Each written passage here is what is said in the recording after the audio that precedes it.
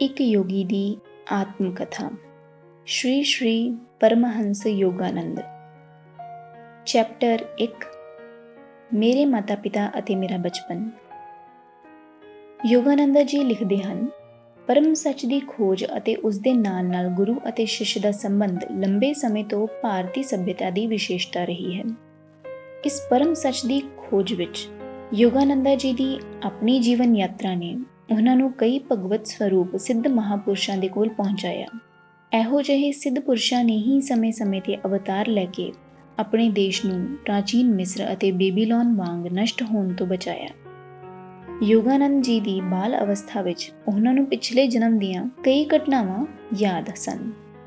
ਉਹ ਘਟਨਾਵਾਂ ਘਟਨ ਦੀ ਤਰਤੀਬ ਅਨੁਸਾਰ ਨਹੀਂ ਸਨ, ਪਰ ਕਿਸੇ ਪਿਛਲੇ ਜਨਮ ਦੀ ਯਾਦ ਬੜੀ ਸਪਸ਼ਟ ਸੀ। ਜਦੋਂ ਯੋਗਾਨੰਦ ਜੀ ਹਿਮਾਲਿਆ ਦੀਆਂ ਬਰਫ਼ਾਂ ਵਿੱਚ ਰਹਿਣ ਵਾਲੇ ਇੱਕ ਯੋਗੀ ਹੁੰਦੇ ਸਨ, ਉਹਨਾਂ ਨੂੰ ਆਪਣੇ ਬਚਪਨ ਦੀ ਅਪਮਾਨਜਨਕ ਅਸਮਰੱਥਤਾ ਵੀ ਯਾਦ ਹੈ। ਉਸ ਸਮੇਂ ਉਹ ਆਜ਼ਾਦ ਤੌਰ 'ਤੇ ਖੁਦ ਨੂੰ ਵਿਅਕਤ ਨਹੀਂ ਸਨ ਕਰ ਸਕਦੇ, ਚੱਲਣ ਫਿਰਨ ਦੇ ਵਿੱਚ ਅਸਮਰੱਥ ਸਨ। ਤਾਂ ਜਦੋਂ ਉਹ ਇਹ ਅਸਮਰੱਥਤਾ ਮਹਿਸੂਸ ਕਰਦੇ ਤਾਂ ਉਹਨਾਂ ਦੇ ਅੰਦਰ ਪ੍ਰਾਰਥਨਾ ਦੀਆਂ ਲਹਿਰਾਂ ਉੱਠਦੀਆਂ ਰਹਿੰਦੀਆਂ ਸਨ। ਉਹਨਾਂ ਦੇ ਇਹ ਵਿਆਕੁਲ ਭਾਵ ਅਨੇਕ ਭਾਸ਼ਾਵਾਂ ਦੇ ਸ਼ਬਦਾਂ ਰਾਹੀਂ ਉਹਨਾਂ ਦੇ ਮਨ ਵਿੱਚ ਵਿਅਕਤ ਹੁੰਦੇ। ਕਈਆਂ ਭਾਸ਼ਾਵਾਂ ਦੀਆਂ ਮਾਨਸਿਕ ਉਲਝਣਾਂ ਕਾਰਨ ਹੌਲੀ-ਹੌਲੀ ਉਹ ਆਪਣੇ ਲੋਕਾਂ ਦੇ ਬੰਗਾਲੀ ਭਾਸ਼ਾ ਦੇ ਸ਼ਬਦ ਸੁਣਨ ਦੇ ਆਦੀ ਹੋ ਗਏ। ਯੋਗਾਨੰਦ ਜੀ ਇਸ ਸ਼ਿਸ਼ੂ ਮਨ ਦੀ ਦਿਲ ਪਰਚਾਉਣ ਵਾਲੀ ਸੀਮਾ ਬਾਰੇ ਦੱਸਦੇ ਹਨ, ਜਿਸ ਨੂੰ ਕਿ ਵੱਡੇ-ਵੱਡੇ ਆਦਮੀ ਖਿਡੌਣਿਆਂ ਅਤੇ ਅੰਗੂਠਾ ਚੁੰਘਣ ਤੱਕ ਹੀ ਸੀਮਿਤ ਰੱਖਦੇ ਸਨ। ਅੱਗੇ ਉਹ ਦੱਸਦੇ ਹਨ ਕਿ ਜਦੋਂ ਉਹ ਸਰੀਰ ਦੁਆਰਾ ਢੁਕਵਾਂ ਉੱਤਰ ਨਹੀਂ ਦੇ ਸਕਦੇ ਸੀ ਤਾਂ ਮਾਨਸਿਕ ਬੇਚੈਨੀ ਮਹਿਸੂਸ ਕਰਦੇ ਸੀ, ਜਿਸ ਕਰਕੇ ਉਹ ਕਈ ਵਾਰ ਜ਼ਿੱਦ ਕਰਕੇ ਰੋਣ ਲੱਗ ਜਾਂਦੇ ਸੀ ਅਤੇ ਉਹਨਾਂ ਦਾ ਪਰਿਵਾਰ ਵੀ ਇਸ ਵਿਆਕੁਲਤਾ ਦੇ ਕਾਰਨ ਘਬਰਾ ਜਾਂਦਾ ਸੀ। ਉਹ ਅੱਗੇ ਦੱਸਦੇ ਹਨ ਕਿ ਉਹਨਾਂ ਨੂੰ ਉਹਨਾਂ ਦੇ ਮਾਤਾ ਜੀ ਦਾ ਲਾਡ ਦੁਲਾਰ, ਤੁਤਲਾ ਕੇ ਬੋਲਣਾ ਅਤੇ ਲੜਖੜਾ ਕੇ ਚੱਲਣ ਦੀ ਕੋਸ਼ਿਸ਼ ਵਰਗੀਆਂ ਖੁਸ਼ੀਆਂ ਦੀਆਂ ਯਾਦਾਂ ਹਜੇ ਤੱਕ ਯਾਦ ਹਨ ਅਤੇ ਬਚਪਨ ਦੀਆਂ ਇਹਨਾਂ ਸਫਲਤਾਵਾਂ ਨੂੰ ਛੇਤੀ ਹੀ ਭੁਲਾ ਦਿੱਤਾ ਜਾਂਦਾ ਹੈ, ਪਰੰਤੂ ਫਿਰ ਵੀ ਇਹ ਸਫਲਤਾਵਾਂ ਆਤਮ ਵਿਸ਼ਵਾਸ ਦੀਆਂ ਕੁਦਰਤੀ ਨੀਹਾਂ ਹੁੰਦੀਆਂ ਹਨ। ਯੋਗਾਨੰਦ ਜੀ ਅੱਗੇ ਦੱਸਦੇ ਹਨ ਕਿ ਉਹਨਾਂ ਦੀਆਂ ਇਹ ਯਾਦਾਂ ਕੋਈ ਵਿਲੱਖਣ ਗੱਲ ਨਹੀਂ ਹੈ। ਅਨੇਕ ਯੋਗੀਆਂ ਨੇ ਜ਼ਿੰਦਗੀ ਅਤੇ ਮੌਤ ਦੇ ਨਾਟਕੀ ਪਰਿਵਰਤਨ ਦੇ ਵਕਤ ਵੀ ਆਪਣੀ ਆਤਮ ਚੇਤਨਾ ਬਣਾਈ ਰੱਖੀ। ਜੇ ਮਨੁੱਖ ਕੇਵਲ ਸਰੀਰ ਹੁੰਦਾ ਤਾਂ ਨਿਰਸੰਦੇਹ ਉਸ ਦੀ ਮੌਤ ਦੇ ਨਾਲ ਹੀ ਉਸ ਦਾ ਵਜੂਦ ਵੀ ਖਤਮ ਹੋ ਜਾਂਦਾ, ਪਰੰਤੂ ਯੁਗਾਂ ਯੁਗਾਂਤਰਾਂ ਤੋਂ ਪੈਗੰਬਰਾਂ ਅਤੇ ਮਹਾਪੁਰਸ਼ਾਂ ਨੇ ਇਹ ਸੱਚ ਉਚਾਰਿਆ ਹੈ ਕਿ ਮਨੁੱਖ ਮੂਲ ਰੂਪ ਵਿੱਚ ਇੱਕ ਨਿਰਸਰੀਰੀ ਅਤੇ ਸਰਬ ਵਿਆਪਕ ਆਤਮਾ ਹੈ। ਅੱਗੇ ਯੋਗਾਨੰਦ ਜੀ ਦੱਸਦੇ ਹਨ ਕਿ ਬਚਪਨ ਦੀਆਂ ਇਹ ਸਪਸ਼ਟ ਯਾਦਾਂ ਹੋਣਾ ਕੋਈ ਵਿਲੱਖਣ ਗੱਲ ਨਹੀਂ ਹੈ। ਅਨੇਕ ਦੇਸ਼ਾਂ ਦੀਆਂ ਯਾਤਰਾਵਾਂ ਕਰਦਿਆਂ ਕਈ ਸੱਚੇ ਇਸਤਰੀਆਂ ਅਤੇ ਪੁਰਸ਼ਾਂ ਦੇ ਮੂੰਹੋਂ ਉਹਨਾਂ ਨੇ ਬਚਪਨ ਦੀਆਂ ਸੱਚੀਆਂ ਕਹਾਣੀਆਂ ਸੁਣੀਆਂ ਹਨ। ਯੋਗਾਨੰਦ ਜੀ ਦਾ ਜਨਮ ਪੂਰਬ ਉੱਤਰ ਭਾਰਤ ਦੇ ਹਿਮਾਲਿਆ ਪਹਾੜਾਂ ਵਿੱਚ ਵਸੇ ਗੋਰਖਪੁਰ ਵਿੱਚ 5 ਜਨਵਰੀ 1893 ਵਿੱਚ ਹੋਇਆ। ਉੱਥੇ ਹੀ ਉਹਨਾਂ ਦੀ ਜ਼ਿੰਦਗੀ ਦੇ ਪਹਿਲੇ 8 ਸਾਲ ਬੀਤੇ। ਯੋਗਾਨੰਦ ਜੀ ਦਾ ਨਾਮ ਮੁਕੁੰਦ ਲਾਲ ਘੋਸ਼ ਸੀ, ਜੋ ਕਿ ਬਾਅਦ ਦੇ ਵਿੱਚ ਉਹਨਾਂ ਦੇ ਗੁਰੂ ਨੇ ਸੰਨਿਆਸ ਪਰੰਪਰਾ ਦੇ ਅਨੁਸਾਰ ਉੱਚੀ ਪਦਵੀ ਦੇ ਕੇ ਪਰਮਹੰਸ ਪ੍ਰਦਾਨ ਕੀਤਾ। ਉਹ ਸਭ 8 ਭੈਣ ਭਰਾ ਸਨ, 4 ਭਰਾ ਅਤੇ 4 ਭੈਣਾਂ, ਅਤੇ ਯੋਗਾਨੰਦ ਜੀ ਭਰਾਵਾਂ ਵਿੱਚੋਂ ਦੂਜੇ ਅਤੇ ਉਂਝ ਆਪਣੀ ਮਾਤਾ ਪਿਤਾ ਦੀ ਚੌਥੀ ਸੰਤਾਨ ਸਨ। ਯੋਗਾਨੰਦ ਜੀ ਦੇ ਮਾਤਾ ਪਿਤਾ ਬੰਗਾਲੀ ਖੱਤਰੀ ਸਨ। ਦੋਵੇਂ ਹੀ ਸੰਤ ਸੁਭਾਅ ਦੇ ਮਾਲਕ ਸਨ। ਉਹਨਾਂ ਦਰਮਿਆਨ ਆਪਸੀ ਪ੍ਰੇਮ, ਸ਼ਾਂਤੀ ਅਤੇ ਇੱਕ ਦੂਜੇ ਦੇ ਪ੍ਰਤੀ ਸਨਮਾਨਿਤ ਵਿਵਹਾਰ ਹੋਣ ਕਰਕੇ ਕਦੇ ਵੀ ਯੋਗਾਨੰਦ ਜੀ ਨੇ ਉਹਨਾਂ ਵਿੱਚ ਮਨਮੁਟਾਵ ਨਹੀਂ ਸੀ ਦੇਖਿਆ। ਉਹਨਾਂ ਦੇ ਮਾਤਾ ਪਿਤਾ ਦਾ ਇਹ ਆਪਸੀ ਮੇਲ ਮਿਲਾਪ ਹੀ ਉਹਨਾਂ ਦੇ ਨੰਨੇ ਮੁੰਨੇ 8 ਬੱਚਿਆਂ ਦੇ ਸ਼ੋਰ ਸ਼ਰਾਬੇ ਭਰੇ ਜੀਵਨ ਦਾ ਸ਼ਾਂਤ ਕੇਂਦਰ ਸੀ। ਯੋਗਾਨੰਦ ਜੀ ਦੇ ਪਿਤਾ ਸ਼੍ਰੀ ਭਗਵਤੀ ਚਰਨ ਘੋਸ਼ ਦਿਆਲੂ ਅਤੇ ਗੰਭੀਰ ਸੁਭਾਅ ਦੇ ਮਾਲਕ ਸਨ, ਪਰ ਕਦੇ-ਕਦੇ ਸਖਤ ਹੋ ਜਾਂਦੇ ਸਨ। ਸਾਰੇ ਬੱਚੇ ਉਹਨਾਂ ਨੂੰ ਅਤਿਅੰਤ ਪਿਆਰ ਕਰਦੇ ਹੋਏ ਵੀ ਉਹਨਾਂ ਤੋਂ ਸ਼ਰਧਾਪੂਰਨ ਦੂਰੀ ਬਣਾਈ ਰੱਖਦੇ ਸੀ। ਉਹ ਇੱਕ ਅਸਾਧਾਰਨ ਗਣਿਤ ਸ਼ਾਸਤਰੀ, ਤਰਕ ਸ਼ਾਸਤਰੀ ਅਤੇ ਮੁੱਖ ਤੌਰ ਤੇ ਆਪਣੀ ਅਕਲ ਤੋਂ ਕੰਮ ਲੈਣ ਵਾਲੇ ਆਦਮੀ ਸਨ, ਪਰ ਉਹਨਾਂ ਦੀ ਮਾਤਾ ਤਾਂ ਪਿਆਰ ਦੀ ਦੇਵੀ ਹੀ ਸੀ, ਜੋ ਉਹਨਾਂ ਨੂੰ ਸਿਰਫ ਪਿਆਰ ਨਾਲ ਹੀ ਸਿਖਾਉਂਦੀ ਸੀ। ਯੋਗਾਨੰਦ ਜੀ ਦੇ ਮਾਤਾ ਜੀ ਦੀ ਮੌਤ ਤੋਂ ਬਾਅਦ ਉਹਨਾਂ ਦੇ ਪਿਤਾ ਜੀ ਦੀ ਅੰਦਰੂਨੀ ਕੋਮਲਤਾ ਜ਼ਿਆਦਾ ਉਜਾਗਰ ਹੋਈ ਤਾਂ ਯੋਗਾਨੰਦ ਜੀ ਨੇ ਦੇਖਿਆ ਕਿ ਉਹਨਾਂ ਦੀਆਂ ਅੱਖਾਂ ਵਿੱਚ ਉਹਨਾਂ ਦੀ ਮਾਤਾ ਦੀਆਂ ਅੱਖਾਂ ਦੀ ਝਲਕ ਦਿਖਾਈ ਦਿੰਦੀ ਸੀ। ਮਾਤਾ ਜੀ ਦੇ ਜਿਉਂਦੇ ਜੀ ਉਹਨਾਂ ਨੂੰ ਬਚਪਨ ਵਿੱਚ ਹੀ ਧਰਮ ਗ੍ਰੰਥਾਂ ਦੀ ਖੱਟੀ ਮਿੱਠੀ ਜਾਣਕਾਰੀ ਹੋ ਗਈ ਸੀ। ਅਨੁਸ਼ਾਸਨ ਸਿਖਾਉਣ ਲਈ ਮਾਤਾ ਜੀ ਰਾਮਾਇਣ ਅਤੇ ਮਹਾਭਾਰਤ ਵਿੱਚੋਂ ਅਨੁਕੂਲ ਕਹਾਣੀਆਂ ਸੁਣਾਉਂਦੇ ਸਨ। ਇਹੋ ਜਿਹੇ ਸਮਿਆਂ ਤੇ ਸਿੱਖਿਆ ਅਤੇ ਝਾੜ ਝੰਬ ਨਾਲ ਹੀ ਚੱਲਦੀ ਸੀ। ਉਹਨਾਂ ਦੇ ਮਾਤਾ ਜੀ ਪਿਤਾ ਜੀ ਦੇ ਸ਼ਾਮ ਨੂੰ ਘਰ ਪਹੁੰਚਣ ਤੋਂ ਪਹਿਲਾਂ ਹੀ ਉਹਨਾਂ ਦੇ ਸਨਮਾਨਗਤ ਸਵਾਗਤ ਵਜੋਂ ਉਹਨਾਂ ਬੱਚਿਆਂ ਨੂੰ ਕੱਪੜੇ ਆਦਿ ਪਹਿਨਾ ਕੇ ਤਿਆਰ ਰੱਖਦੇ ਸਨ। ਯੋਗਾਨੰਦ ਜੀ ਦੇ ਪਿਤਾ ਜੀ ਭਾਰਤ ਦੀਆਂ ਉਸ ਵੇਲੇ ਦੀਆਂ ਵੱਡੀਆਂ ਕੰਪਨੀਆਂ ਵਿੱਚੋਂ ਇੱਕ ਬੰਗਾਲ ਨਾਗਪੁਰ ਰੇਲਵੇ ਕੰਪਨੀ ਵਿੱਚ ਉਪ ਪ੍ਰਧਾਨ ਦੇ ਬਰਾਬਰ ਦੇ ਅਹੁਦੇ ਤੇ ਤੈਨਾਤ ਸਨ। ਯਾਤਰਾ ਉਹਨਾਂ ਦੀ ਨੌਕਰੀ ਦਾ ਇੱਕ ਹਿੱਸਾ ਸੀ। ਇਸ ਕਰਕੇ ਯੋਗਾਨੰਦ ਜੀ ਦਾ ਪਰਿਵਾਰ ਬਚਪਨ ਵਿੱਚ ਕਈ ਸ਼ਹਿਰਾਂ ਵਿੱਚ ਰਿਹਾ। ਯੋਗਾਨੰਦ ਜੀ ਦੇ ਮਾਤਾ ਜੀ ਦੀਨ ਦੁਖੀਆਂ ਨੂੰ ਦਾਨ ਦੇਣ ਲਈ ਬੜੇ ਫਰਾਖ ਦਿਲ ਸਨ। ਉਹਨਾਂ ਦੇ ਪਿਤਾ ਜੀ ਦਾ ਝੁਕਾਅ ਵੀ ਗਰੀਬਾਂ ਪ੍ਰਤੀ ਦਿਆਲਤਾ ਭਰਿਆ ਸੀ, ਪਰੰਤੂ ਉਹ ਆਪਣੀ ਆਮਦਨੀ ਦੀ ਹੱਦ ਅੰਦਰ ਹੀ ਦਾਨ ਪੁੰਨ ਤੇ ਖਰਚ ਕਰਨ ਦੇ ਹੱਕ ਵਿੱਚ ਸਨ। ਇੱਕ ਵਾਰ ਪੰਦਰਵਾੜੇ ਵਿੱਚ ਹੀ ਮਾਤਾ ਜੀ ਨੇ ਪਿਤਾ ਜੀ ਦੀ ਮਾਸਿਕ ਆਮਦਨ ਤੋਂ ਜ਼ਿਆਦਾ ਖਰਚ ਗਰੀਬਾਂ ਨੂੰ ਖਵਾਉਣ ਤੇ ਕਰ ਦਿੱਤਾ। ਪਿਤਾ ਜੀ ਨੇ ਮਾਤਾ ਜੀ ਨੂੰ ਕਿਹਾ, ਮੈਂ ਤੈਨੂੰ ਸਿਰਫ ਇੰਨਾ ਹੀ ਕਹਿੰਦਾ ਕਿ ਕਿਰਪਾ ਕਰਕੇ ਆਪਣਾ ਦਾਨ ਪੁੰਨ ਇੱਕ ਮੁਨਾਸਿਬ ਹੱਦ ਤੱਕ ਸੀਮਿਤ ਰੱਖੋ। ਮਾਤਾ ਜੀ ਨੂੰ ਆਪਣੇ ਪਤੀ ਦੀ ਇੰਨੀ ਕੁ ਪਿਆਰ ਭਰੀ ਕੁਰਕੀ ਵੀ ਦੁਖਦਾਈ ਲੱਗੀ। ਬੱਚਿਆਂ ਨੂੰ ਕਿਸੇ ਪ੍ਰਕਾਰ ਦੇ ਮਤਭੇਦ ਦੀ ਖਬਰ ਦਿੱਤੇ ਬਗੈਰ ਮਾਤਾ ਜੀ ਨੇ ਇੱਕ ਟਾਂਗਾ ਮੰਗਵਾ ਲਿਆ। ਉਹੀ ਪ੍ਰਾਚੀਨ ਧਮਕੀ ਦਿੱਤੀ, ਨਮਸਕਾਰ, ਮੈਂ ਆਪਣੇ ਪੇਕੇ ਘਰ ਜਾ ਰਹੀ ਹਾਂ। ਸਾਰੇ ਬੱਚੇ ਹੈਰਾਨ ਪਰੇਸ਼ਾਨ ਹੋ ਕੇ ਵਿਰਲਾਪ ਕਰਨ ਲੱਗ ਪਏ। ਸੰਯੋਗਵਸ ਉਸੇ ਵਕਤ ਯੋਗਾਨੰਦ ਜੀ ਦੇ ਮਾਮਾ ਜੀ ਆ ਗਏ। ਉਹਨਾਂ ਨੇ ਉਹਨਾਂ ਦੇ ਪਿਤਾ ਜੀ ਦੇ ਕੰਨ ਵਿੱਚ ਘੁਸਰ-ਮੁਸਰ ਕਰਦਿਆਂ ਨਿਰਸੰਦੇਹ ਸਦੀਆਂ ਤੋਂ ਮਾਨਤਾ ਪ੍ਰਾਪਤ ਕੋਈ ਸਮਝੌਤਾਵਾਦੀ ਸਲਾਹ ਦਿੱਤੀ। ਪਿਤਾ ਜੀ ਦੇ ਸੰਧੀ ਸੂਚਕ ਸਪਸ਼ਟੀਕਰਨ ਤੋਂ ਬਾਅਦ ਮਾਤਾ ਜੀ ਨੇ ਖੁਸ਼ੀ-ਖੁਸ਼ੀ ਟਾਂਗਾ ਵਾਪਸ ਭੇਜ ਦਿੱਤਾ। ਯੋਗਾਨੰਦ ਜੀ ਦੁਆਰਾ ਆਪਣੇ ਮਾਤਾ-ਪਿਤਾ ਦੇ ਦਰਮਿਆਨ ਦੇਖੇ ਗਏ ਇੱਕੋ ਇੱਕ ਝਗੜੇ ਦਾ ਅੰਤ ਇਸ ਪ੍ਰਕਾਰ ਹੋਇਆ। ਪਰੰਤੂ ਉਹਨਾਂ ਨੂੰ ਇੱਕ ਖਾਸ ਚੁੰਝ ਚਰਚਾ ਯਾਦ ਆਉਂਦੀ ਹੈ। ਮਾਤਾ ਜੀ ਨੇ ਇੱਕ ਵਾਰ ਪਿਤਾ ਜੀ ਨੂੰ ਮੁਸਕਰਾ ਕੇ ਕਿਹਾ, ਕਿਰਪਾ ਕਰਕੇ ਹੁਣੇ-ਹੁਣੇ ਆਈ ਇੱਕ ਬੇਸਹਾਰਾ ਔਰਤ ਨੂੰ ਦੇਣ ਵਾਸਤੇ 10 ਰੁਪਏ ਦਿਓ। ਪਿਤਾ ਜੀ ਨੇ ਉਚਿਤ ਠਹਿਰਾਉਂਦਿਆਂ ਕਿਹਾ, 10 ਰੁਪਏ ਕਿਉਂ, ਇੱਕ ਹੀ ਬਹੁਤ ਹੈ। ਯੋਗਾਨੰਦ ਜੀ ਦੇ ਪਿਤਾ ਜੀ ਨੇ ਇੱਕ ਹੋਰ ਉਦਾਹਰਣ ਨਾਲ ਜੋੜ ਦਿੱਤੀ। ਕਹਿੰਦੇ, ਜਦੋਂ ਮੇਰੇ ਪਿਤਾ ਜੀ ਅਤੇ ਦਾਦਾ ਜੀ ਦੀ ਅਚਾਨਕ ਮੌਤ ਹੋ ਗਈ ਤਾਂ ਮੈਨੂੰ ਪਹਿਲੀ ਵਾਰ ਗਰੀਬੀ ਦਾ ਸਾਹਮਣਾ ਕਰਨਾ ਪਿਆ। ਕਈ ਮੀਲ ਚੱਲ ਕੇ ਸਕੂਲ ਜਾਣ ਤੋਂ ਪਹਿਲਾਂ ਮੇਰਾ ਨਾਸ਼ਤਾ ਹੁੰਦਾ ਸੀ ਸਿਰਫ ਇੱਕ ਛੋਟਾ ਕੇਲਾ। ਇਸ ਤੋਂ ਬਾਅਦ ਯੂਨੀਵਰਸਿਟੀ ਪਹੁੰਚਣ ਤੱਕ ਮੇਰੀ ਦਸ਼ਾ ਹੋਰ ਵੀ ਭੈੜੀ ਹੋ ਗਈ। ਮੈਂ ਇੱਕ ਅਮੀਰ ਜੱਜ ਨੂੰ 1 ਰੁਪਇਆ ਮਹੀਨੇ ਦੀ ਸਹਾਇਤਾ ਦੇਣ ਵਾਸਤੇ ਬੇਨਤੀ ਕੀਤੀ। ਉਸਨੇ ਇਹ ਕਹਿੰਦਿਆਂ ਇਨਕਾਰ ਕਰ ਦਿੱਤਾ, 1 ਰੁਪਇਆ ਵੀ ਕੋਈ ਐਵੇਂ ਨਹੀਂ ਆਉਂਦਾ। ਮਾਤਾ ਜੀ ਦੇ ਮਨ ਵਿੱਚ ਉਸੇ ਵਕਤ ਇੱਕ ਹੋਰ ਦਲੀਲ ਉੱਭਰ ਆਈ। ਕਹਿਣ ਲੱਗੇ, ਉਸ 1 ਰੁਪਏ ਦੇ ਕੌੜੇ ਇਨਕਾਰ ਦੀ ਤੁਹਾਨੂੰ ਹਲੇ ਤੱਕ ਕਿੰਨੀ ਯਾਦ ਹੈ? ਕੀ ਤੁਸੀਂ ਚਾਹੁੰਦੇ ਹੋ ਕਿ ਇਹ ਔਰਤ ਵੀ ਇਸ 10 ਰੁਪਏ ਦੇ ਇਨਕਾਰ ਦੀ ਉਤਨੀ ਹੀ ਦੁਖਦਾਈ ਯਾਦ ਲੈ ਕੇ ਜਾਵੇ ਜਿਸ ਦੀ ਉਸ ਨੂੰ ਬੜੀ ਸਖਤ ਜ਼ਰੂਰਤ ਹੈ? ਫਿਰ ਕੀ ਸੀ, ਪਿਤਾ ਜੀ ਨੇ ਨਾ ਭੁੱਲਣਯੋਗ ਜੇਤੂ ਅੰਦਾਜ਼ ਵਿੱਚ ਉਹਨਾਂ ਨੂੰ ਆਪਣਾ ਬਟੂਆ ਖੋਲ੍ਹਿਆ ਤੇ ਕਿਹਾ, ਲੈ ਤੂੰ ਜਿੱਤ ਗਈ, ਇਹ ਲਓ 10 ਰੁਪਏ ਅਤੇ ਉਸ ਨੂੰ ਮੇਰੀਆਂ ਸ਼ੁਭ ਇੱਛਾਵਾਂ ਨਾਲ ਦੇ ਦਿਓ। ਯੋਗਾਨੰਦ ਜੀ ਲਿਖਦੇ ਹਨ, ਪਿਤਾ ਜੀ ਕਿਸੇ ਨਵੇਂ ਪ੍ਰਸਤਾਵ ਨੂੰ ਪਹਿਲੀ ਸੱਟੇ ਨਾਂਹ ਕਰਨ ਦੇ ਆਦੀ ਸਨ। ਝਟਪਟ ਕਿਸੇ ਪ੍ਰਸਤਾਵ ਨੂੰ ਸਵੀਕਾਰ ਕਰ ਲੈਣ ਦੀ ਅਨਇੱਛਾ ਅਸਲ ਵਿੱਚ ਸੋਚ ਵਿਚਾਰ ਤੋਂ ਪਹਿਲਾਂ ਫੈਸਲਾ ਲੈਣ ਦੇ ਸਿਧਾਂਤ ਨੂੰ ਮਾਨਤਾ ਦੇਣ ਵਾਲੀ ਧਾਰਨਾ ਹੈ। ਯੋਗਾਨੰਦ ਜੀ ਨੇ ਹਮੇਸ਼ਾ ਹੀ ਦੇਖਿਆ ਕਿ ਉਹਨਾਂ ਦੇ ਪਿਤਾ ਜੀ ਸੂਝਵਾਨ ਅਤੇ ਸੰਤੁਲਿਤ ਫੈਸਲਾ ਲੈਂਦੇ ਸਨ। ਜੇ ਯੋਗਾਨੰਦ ਜੀ ਨੇ ਆਪਣੀਆਂ ਅਨੇਕਾਂ ਫਰਮਾਇਸ਼ਾਂ ਦੇ ਹੱਕ ਵਿੱਚ ਇੱਕ ਜਾਂ ਦੋ ਚੰਗੀਆਂ ਦਲੀਲਾਂ ਦੇ ਦਿੱਤੀਆਂ ਤਾਂ ਉਹ ਸਦਾ ਹੀ ਯੋਗਾਨੰਦ ਜੀ ਦੀ ਮਨਵਾਂਛਿਤ ਇੱਛਾ ਪੂਰੀ ਕਰ ਦਿੰਦੇ, ਭਾਵੇਂ ਉਹ ਛੁੱਟੀਆਂ ਵਿੱਚ ਘੁੰਮਣ ਫਿਰਨ ਦੀ ਹੋਵੇ, ਭਾਵੇਂ ਨਵੇਂ ਮੋਟਰਸਾਈਕਲ ਲੈਣ ਦੀ। ਬਚਪਨ ਵਿੱਚ ਬੱਚਿਆਂ ਪ੍ਰਤੀ ਪਿਤਾ ਜੀ ਦਾ ਰਵੱਈਆ ਸਖਤ ਪ੍ਰਸ਼ਾਸਕ ਵਾਲਾ ਸੀ, ਪਰੰਤੂ ਆਪਣੇ ਪ੍ਰਤੀ ਉਹਨਾਂ ਦਾ ਰਵੱਈਆ ਫਕਰਾਂ ਵਾਲਾ ਸੀ। ਉਦਾਹਰਨ ਦੇ ਤੌਰ ਤੇ ਉਹ ਕਦੇ ਵੀ ਸਿਨੇਮਾ ਨਹੀਂ ਦੇਖਣ ਗਏ, ਬਲਕਿ ਅਧਿਆਤਮਕ ਕਿਰਿਆਵਾਂ ਕਰਕੇ ਅਤੇ ਸ਼੍ਰੀਮਦ ਭਗਵਤ ਗੀਤਾ ਪੜ੍ਹ ਕੇ ਹੀ ਆਨੰਦ ਲੈਂਦੇ ਰਹੇ। ਸਾਰੀਆਂ ਸੁੱਖ ਸੁਵਿਧਾਵਾਂ ਤਿਆਗ ਦਿੱਤੀਆਂ, ਇੱਥੋਂ ਤੱਕ ਕਿ ਜੁੱਤੀਆਂ ਦਾ ਜੋੜਾ ਵੀ ਉਦੋਂ ਤੱਕ ਪਹਿਨਦੇ ਰਹਿੰਦੇ ਜਦੋਂ ਤੱਕ ਉਹ ਬਿਲਕੁਲ ਨਾ ਟੁੱਟ ਜਾਂਦਾ।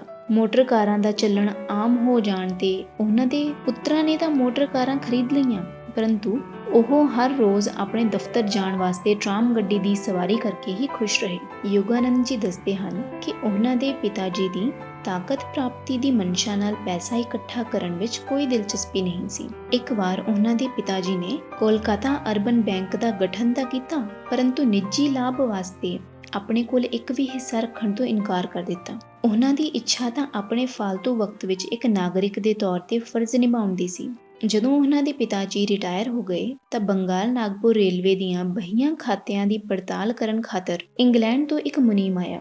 ਹੈਰਾਨਕੁਨ ਮੁਨੀਮ ਨੇ ਦੇਖਿਆ ਕਿ ਪਿਤਾ ਜੀ ਨੇ ਸਮੇਂ-ਸਮੇਂ ਸਿਰ ਅਦਾ ਹੋਣ ਵਾਲੇ ਬੋਨਸ ਵਾਸਤੇ ਕਦੇ ਦਰਖਾਸਤ ਨਹੀਂ ਸੀ ਕੀਤੀ।